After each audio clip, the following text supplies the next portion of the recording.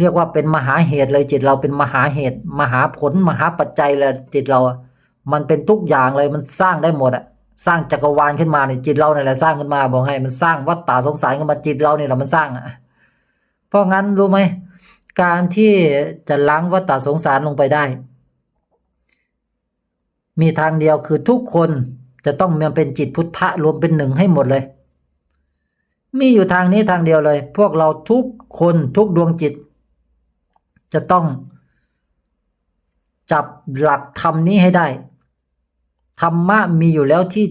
จิตพวกเราคือธรรมธาตุเป็นธาตุว่างเปล่าไซบริสุทธิ์รู้จักธรรมธาตุไหม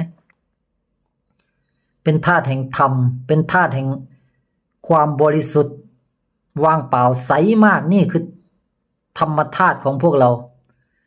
ธรรมธาตุของพวกเรามันสร้างมายาฝันขึ้นมาว่าใช้ปรุงแต่งเรียนรู้นั่นเองทีนี้เมื่อจิตธาตุบริสุทธิ์เหล่านี้ได้ส่งกระแสออกไป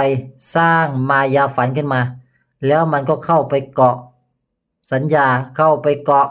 ความคิดเข้าไปเกาะมโนภาพเข้าไปเกาะอารมณ์เข้าไปเกาะอาการรับรู้มันเข้าไปเกาะไปถือครองในมายาฝัน